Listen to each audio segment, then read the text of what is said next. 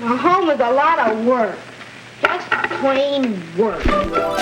When work at home is planned and organized for cooperation, there can usually be more time for leisure. I'm certainly in favor of those things. Leisure, fun. Who isn't? Wouldn't we all be happier if we worked out a little system for living together in harmony? But how can we manage them? We'll have to work out the full answer together. Say, Mom, you're swell.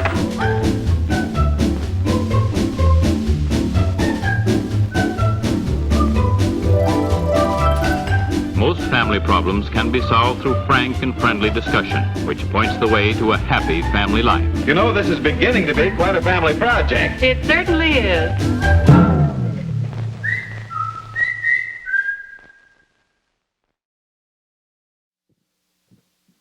Well, good morning once again to you. Glad you're joining us as we are continuing our series, Our Imperfect Family, and acknowledging the reality that there are no perfect families on the planet because there are no perfect people on the planet.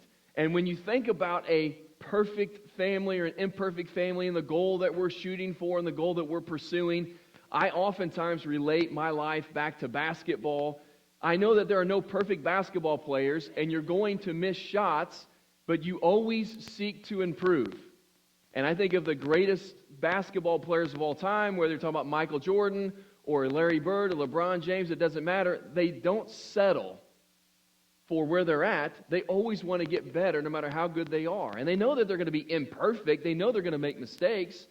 But the drive to get better is what makes them great. And in the same way, we are going to have imperfect families, but that doesn't mean we just throw in the towel and say, well, it just is what it is.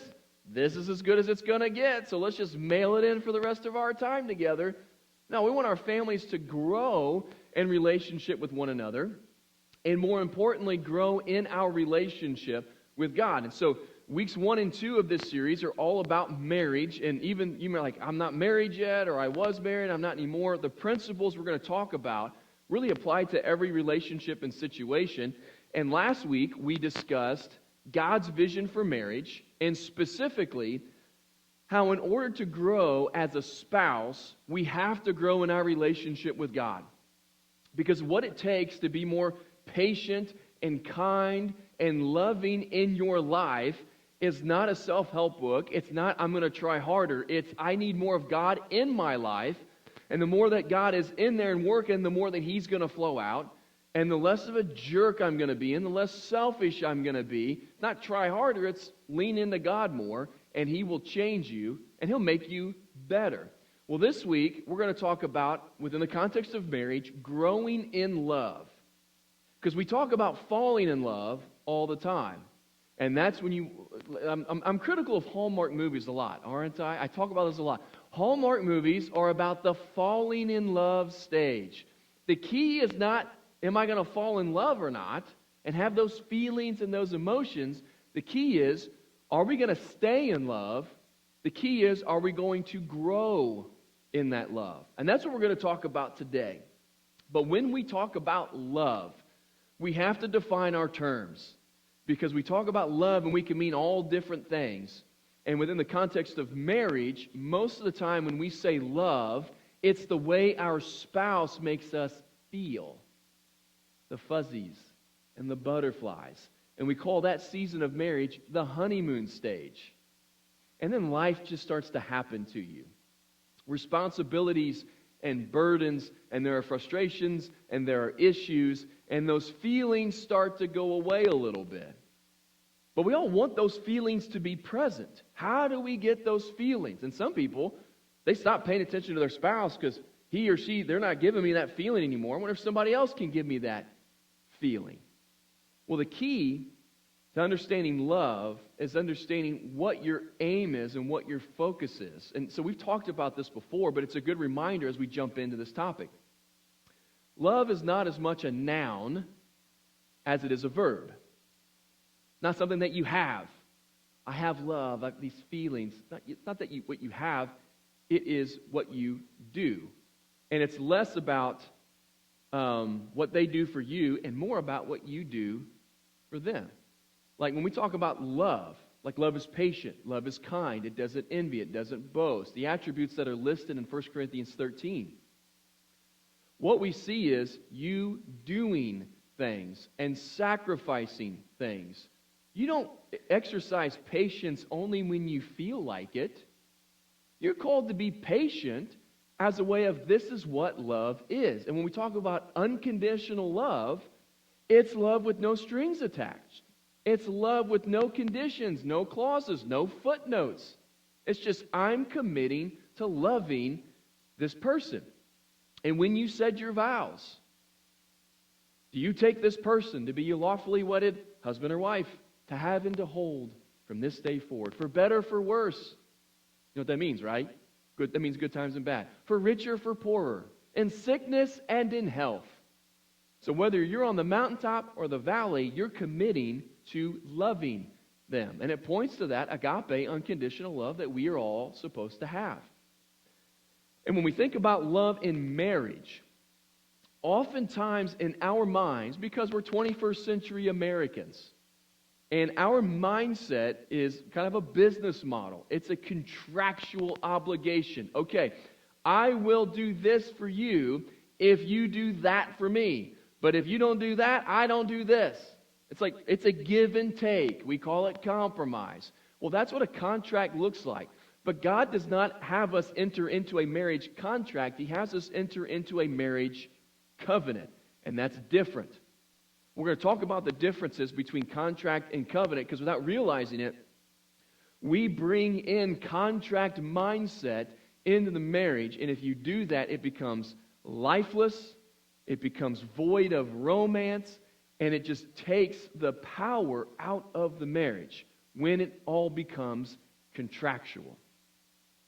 Now, what we first need to recognize is that God is passionate about the covenant of marriage. In Malachi chapter 2, the prophet is speaking to the people, and they're upset and frustrated because they're doing all the things that God requires them to do, with sacrifices and fasting, and they read their Bibles. It's like, we're doing this stuff. How come God does not honor us and look at our sacrifices in a positive way? And Malachi's like, because you've neglected the marriage covenant. And if you're not doing this well, this stuff is going to suffer as a result. And it's unpacked this way. Malachi 2, verse 13. He says to the people, another thing you do, you flood the Lord's altar with tears. You weep and wail because he no longer looks with favor on your offerings or accepts them with pleasure from your hands. And you ask, why? Why, God? Why don't you look favorably upon us, upon our sacrifices? God, what have we done wrong? And Malachi tells them, it is because the Lord is the witness between you and the wife of your youth. You have been unfaithful to her, though she is your partner, the wife of your marriage covenant. That when you do not live within the realm of the marriage covenant, there are going to be consequences and issues that creep up and come into play. One of the biggest is your relationship with God will suffer. So week 1 was your relationship with your spouse suffers if your relationship with God is off. And here we're learning, if your relationship with your spouse, the wife of your covenant, is off, then your relationship with God's going to be off as well. So let's talk about the differences, or some of the differences, I should say, between a covenant and a contract. Here's the first two. A contract is between two people or two parties, whereas a covenant is between three. Marriage covenant, God and two spouses, husband and wife. God stands in between you to keep you bonded together. And God created marriage. He is passionate about marriage, and He holds marriage and families in the highest regard. Contracts, like whenever you go buy a car, for instance, like God is not passionate or as passionate about the car as He is your marriage. And whenever you think about entering into a contract, it's like, okay, you're going to sell me the car for what? No, I don't want that, and this is better for me. And you guys negotiate terms, and eventually you sign on the dotted line. And if you break your word, what do they get to do? They get to take the car back. and there's like a 30-day or a 90-day window where, hey, the engine blew up. I think you sold me a lemon. You didn't uphold your end of the bargain. So it's a very sterile way to look at relationships, isn't it? Like, you don't go to a car dealership because you love them and want to do what's best for them. You want to do what's best for you as the buyer, which is another difference between contract and covenant. A contract is, I seek my best interest. Covenant is, I seek God's glory in you and your spouse's, mutual interests. So I've never gone to buy a vehicle and said, okay, really don't want to beat the dealership up on this. Want to make sure they get what's coming to them. They're going to get what's coming to them, aren't they? They're not going to sell you the car for less than what they want to sell it for, and you shouldn't pay for the car what you don't want to pay for it. They're seeking their best interest. You're seeking your best interest, and if one of you don't like it, guess what you do? We're not signing this. It's capitalism. Welcome to America. It's great, isn't it? You don't have to do what you don't want to do. But in a covenant, I lay down my own self-interest because the two become one flesh. So I no longer say, well, what's best for Doug here? And I'm going to negotiate, finagle my way so I get what I want. No. I'm going to do my best to make sure that I give God glory and that He gets glory and that I take care of the needs, the wants, and the wishes of my spouse ahead of my own. That's what a covenant looks like. A contract says we negotiate terms. Covenant says we serve one another. So if you sign an employee contract and the paperwork's always really long. You bought a house, right? They're like, okay, we killed 87,000 trees to make sure that you pay back this loan. Whatever happened to like shaking a hand and I'll give you the money every month? Well, that went out the window. We got to negotiate terms. Everything's got to be on paper. There could be no loopholes, no loose ends. We got to make sure that we think through everything to protect everybody from a lawsuit. A covenant says, I'm going to serve you. I'm going to love you. I'm going to do my best to do it. It's not, okay, so I'll do the dishes 3 times a week, and you do them too, and when you cook, I'll do the dishes, and then I'm responsible for making the bed. And now, there are chores, and everybody's kind of got, it's like a divide and conquer type thing. There are some logistics that go into that. Who's going to get the kid here, and they got practice, and this one's got a game, and we got to get them everywhere. But your job as a spouse is not to say, okay, now look, here's the deal. I'm doing all of this. You're not doing as much as me. I'm not going to do this anymore. I'm doing too much. Now, your job is to say, I love you. I want to serve you. A contract says, I keep a record of everything. All your mistakes, all your failures, all your successes. You've maybe sat in a business meeting where they're like, okay, well, we need to have a conversation with this employee. We need to document it because we need a paper trail in case this gets out of hand in the future. And it needs to be written down that we talked to them. And this is their performance evaluation. Like, you've got to have everything written down. Everything has to be on paper to protect, from an HR perspective, both the employee and the employer. Covenant takes 1 Corinthians 13 seriously. Love is not easily angered. Love keeps no record of wrongs. So, as a spouse, you don't bring up what happened back in 1986 and what they said or what they did or how they made a mistake or how they dropped the ball, and you don't keep bringing things up. Well, you always and you never. Love forgives. Love extends grace, and that's present in a covenant. Contract, your goal is to win. I negotiated down this better deal. I won the negotiation, or I won the argument. In a covenant, the goal is to be won. Because you can win a lot of arguments and be on the losing side of things. You can be fluffing that pillow of yours on the couch that night. I won the argument. I told her she'll never say that again. Well, this couch isn't comfortable. My back's going to hurt tomorrow morning. What did you win? What prize do you get? A night on the couch and a sore back the next day. Like, when you have disagreements or debates or issues in marriage, your goal is not to win. Your goal is not to come in with a competitive spirit, with guns all loaded up and ready to go. All right, I'm ready for this argument. Round 1, ding, ding. Who's going to win? You both lose. You lay down arms and you say, okay, how do we get to a solution here? How do we love each other well through this. And then finally, a contract is professional, but a covenant is personal.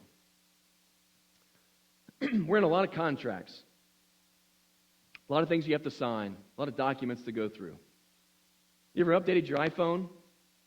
Like 48 pages of agreements you're supposed to go through. Nobody does. Does anybody read through that?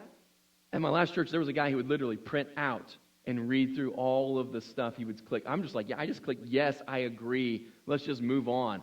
Because you're listening to me, you're stealing my information regardless of what the piece of paper says or the electronics. Like, I don't have anything to hide. It's a good thing, too, because nothing's hidden anymore.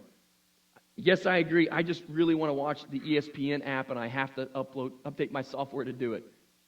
It's a professional, sterile relationship. I don't sit there at night and go, oh, Apple products. These make me so happy. Warm fuzzies. Well, I kind of do because I really like Apple products, but that's another problem and another issue. But no, with your spouse, it moves from professional to personal. And because you get rid of the contractual obligations, and because you get rid of the if you, then I, and the love is unconditional, the relationship becomes more powerful and more intimate as a result. Now, there are professional components to a family, isn't there? You've got a calendar that you've got to figure out and manage.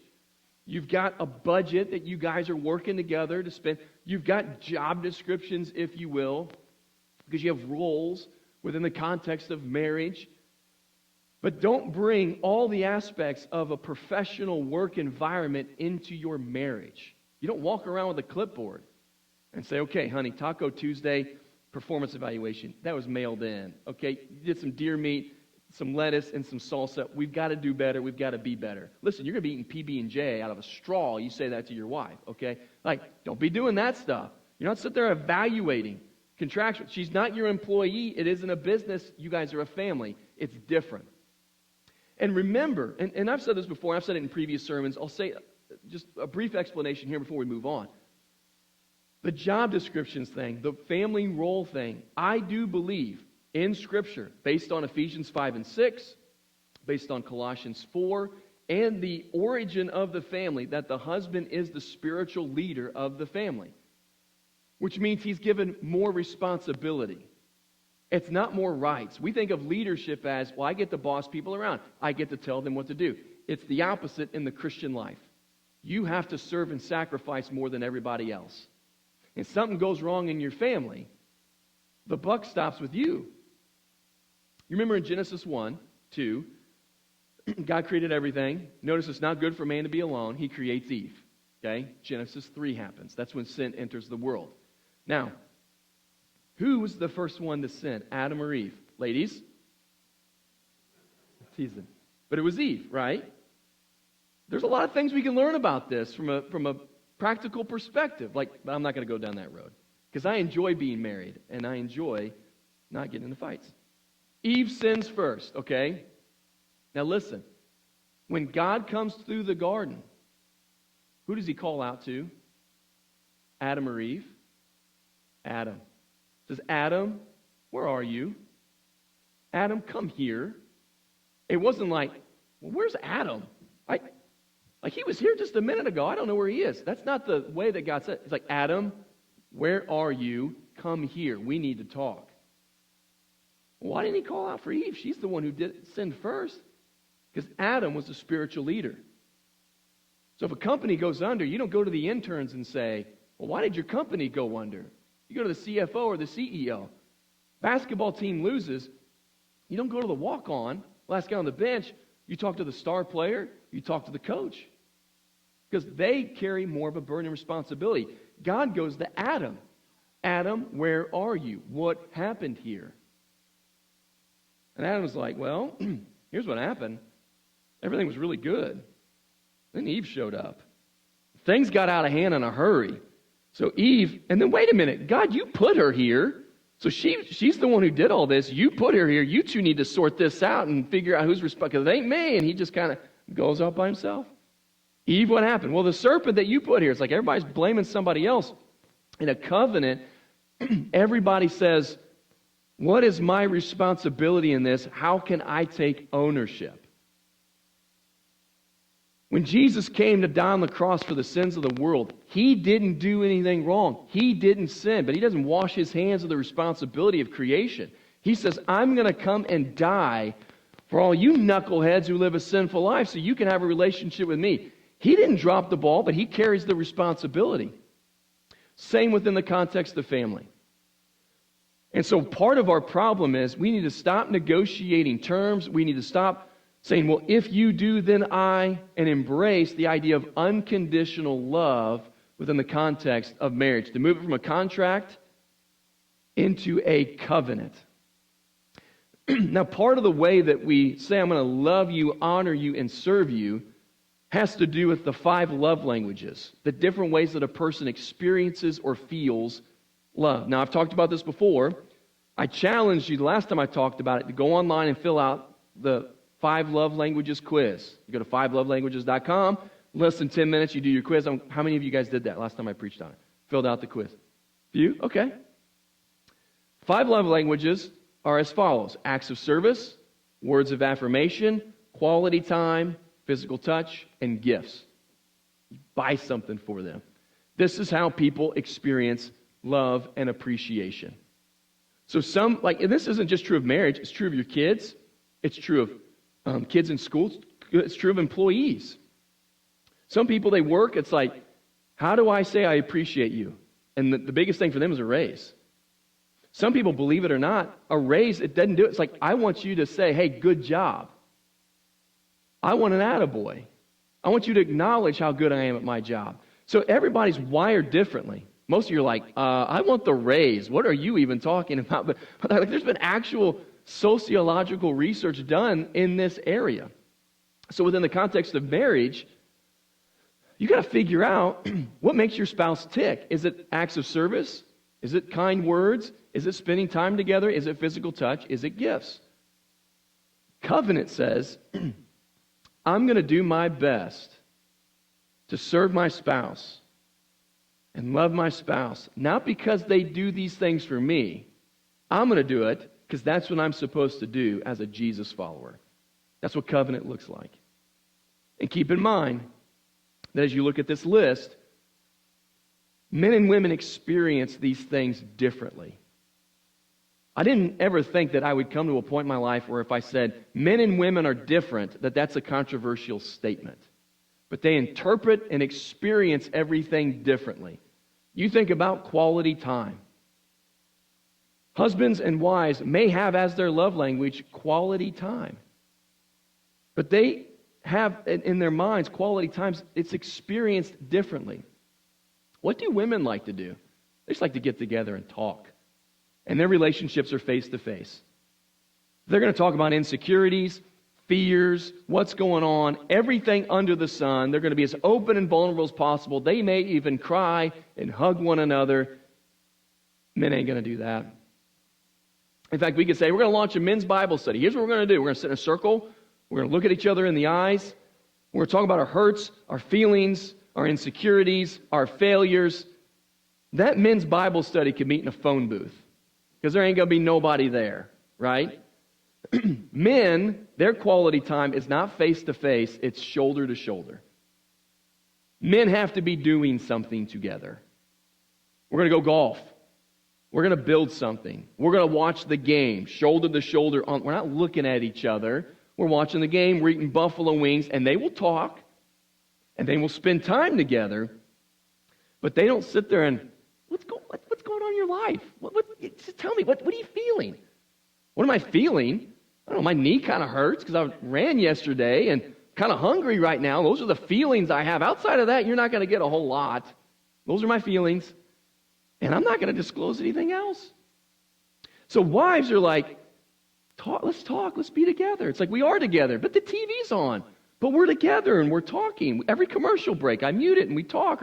Or I find another channel we can watch together. And like, you could ask your husband about his friends. Does he have facial hair? What color his eyes? They have no idea. It's like, I don't even know if he has a head. I don't know. He's there. And so I guess he does have a head because there's words that come out. But You don't look at another man in the eye unless you're ready to fight with him, okay? So it's like we're together, but we're never together. We're on the golf course, we're putting up a tree stand, something. And so you got to realize that. So men, you have got to, at certain points, sacrifice and say, okay, put the remote down. Okay? And you'll just make your wife's day. I heard a story, and this is from a pastor, and it's a true story. It's not one of those jokes that you hear all the time. She really wanted to spend time with her husband. That's what she liked to do. He got up early, he worked all day, and then Saturday mornings he would go out to the lake, he'd go fishing. And her pastor, who's telling the story, he's like, well, go fishing with him. So Friday night, he's getting everything ready. She's like, hey, I'm going fishing tomorrow. He's like, that's great. With who? I'm going with you. Okay. Yeah, I'll grab an extra pole. Yeah, you can join me. We're going to leave at 6 o'clock in the morning. We'll go out. We'll have lunch, and we'll just be out on the lake all day. So when they got back, she's like, it was the best thing ever. He couldn't go anywhere. We were together. TV wasn't on. Couldn't sit there and be on his phone. And he was in such a great mood because he was just casting. And we couldn't talk loud because we were fishing. We could sit and just whisper. And I didn't even fish. I just sat right next to him, and we just talked, and it was great. Because he's doing something. And this is shoulder to shoulder. And for her, it was just, she's like, I even touched one of the fish. It was great. So you can make it work. And if you are diligent and strategic and intentional about doing these things, you can grow in love. And you can, at the very least, stay in love. But remember, you're doing these things not for what you can get out of doing it. So husbands, if you empty the dishwasher, don't have a band and a choir come in for he's a jolly good fellow, for he's a... Look, honey, I emptied the dishwasher. It was 7 minutes of pain and struggle, but I did it. And half the dishes are in the wrong spot, and you're going to have to redo everything anyway. But look, it's all put away. You have to point it out, don't you? It's hard not to. When I do it, I don't make an announcement, but I do wait for her to open. Oh, did you empty the dishwasher? I sure did, honey. Those were dirty. Oh, I'm so sorry. We now have to wash every dish that we own. The thought that counts, and that where we bring that into play. So you do it, not so what they'll do. And it is funny that when something like that happens, the wife's like, did you empty the dishwasher? Good for you. Thank you so much. You're like a 5-year-old. I know. I emptied it all by myself. I put it all away. So now what are we going to do? That's what you think, right? But you empty it, and you don't make a big deal about it. You don't mention it. And when she mentions it, you don't then say, well, yeah, I just did, so, what else could, I did that for you. What might you do for me? Can't be on the table, because that's not what a covenant looks like. That's what a contract looks like. You got to fight that urge to, I've scratched your back, now it's your turn to scratch mine. You're just going to love because that's what you're supposed to do. And if you love this way, and you don't ask for something in return, what will happen is you will get something in return naturally. Because even the coldest heart and the hardest heart will warm up and become softer when you love that person sacrificially and selflessly. This is how God treats us.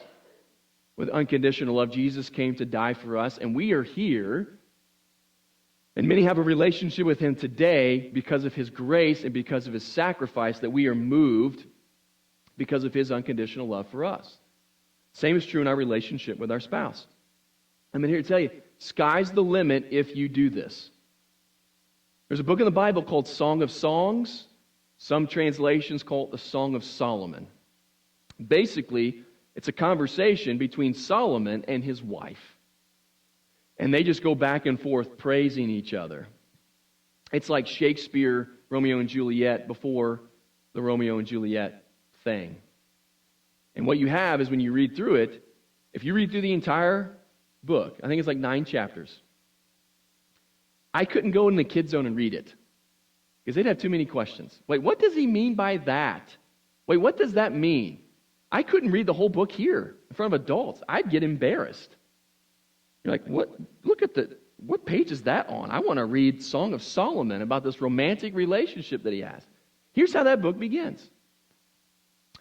She, the wife, the beloved, is saying, let him kiss me with the kisses of his mouth, for your love is more delightful than wine. Pleasing is the fragrance of your perfumes. Your name is like perfume poured out. Take me away with you. Let us hurry. Let the king bring me into his chambers. And it just keeps going. And I can't keep reading because I would get embarrassed. Okay? I'm a man of the cloth, doggone it. So here's Solomon and his wife. They just go back and forth and back and forth. And the reason that's in the Bible is to show us what marriage can be and what it's supposed to look like. That's why it's there. So you recognize this isn't a contract. It's a covenant. But I will say this, okay? And it may be pushback that you're thinking right now. Okay, Doug, I'll do those things. But I feel like I've been doing those things a lot. And I'm not getting anything in return. And I can't keep giving and giving and giving and giving and giving and never getting. And you're telling me I just need to give and give and give. And the covenant, unconditional love is I just worry about the giving and not about the getting. And that seems unfair to me. It probably is. It is a little unfair. If you're doing 70% of the work, but getting a very small benefit, that's not really fair. But let me ask you a question. What are your other options? You're going to enter into a contract?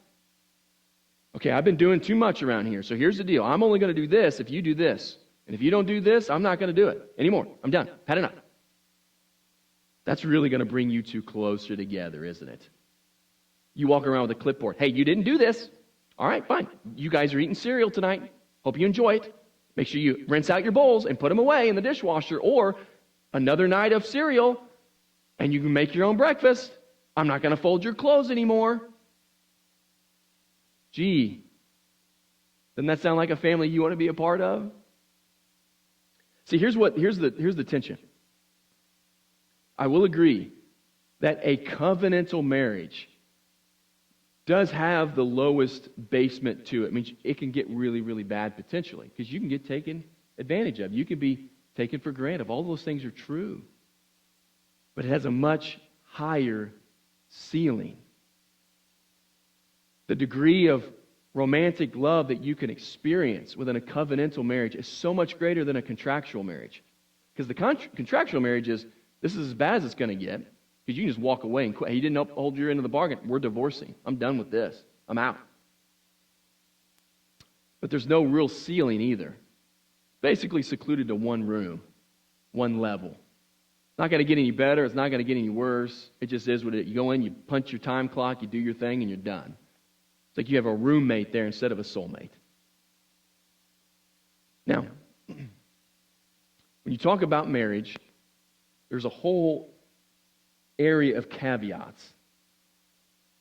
Where there's infidelity, when there's some form of abuse, some form of neglect. Like, those are exceptions to what I'm talking about.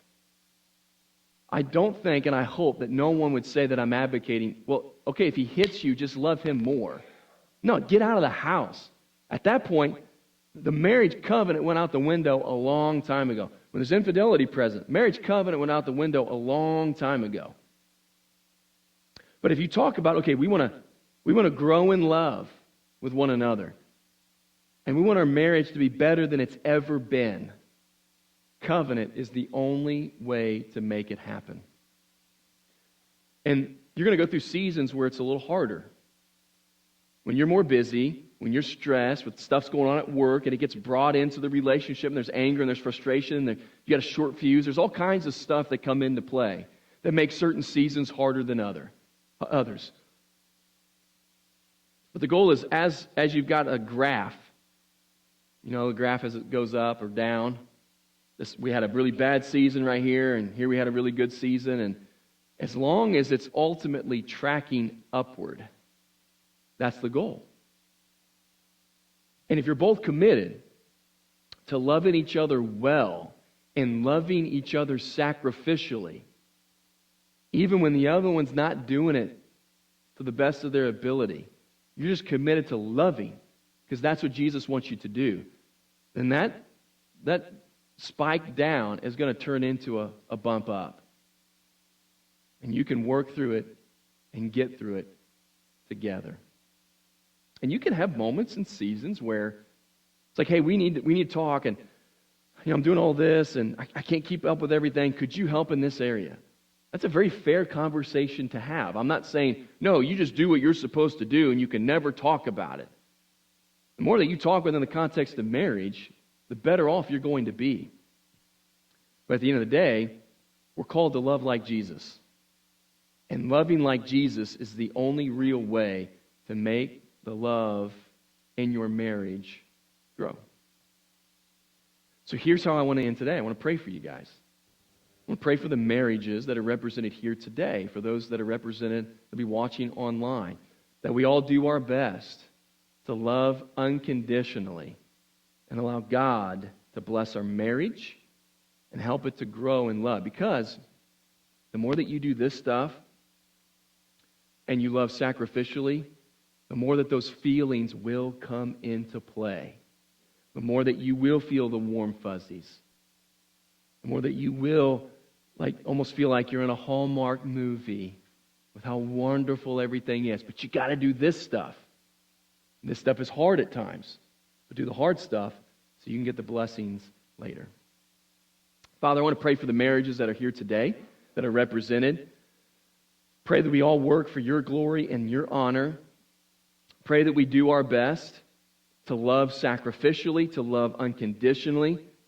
Father, give us wisdom and discernment where marriages are at a very dangerous point, either with unfaithfulness or abuse or mistreatment, either of one spouse or the children. And so, Father, we just pray for discernment in those areas. I also pray for, spouses that are here and not here, and for all the complications that go into all of this. I'm not saying that this is an easy solution, but Father, it's what you've given to us, and it can lead to the most blessed life.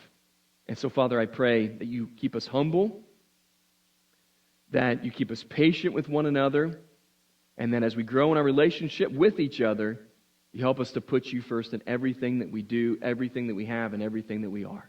We lift all this up. We pray a blessing on it in Jesus' name. Everybody.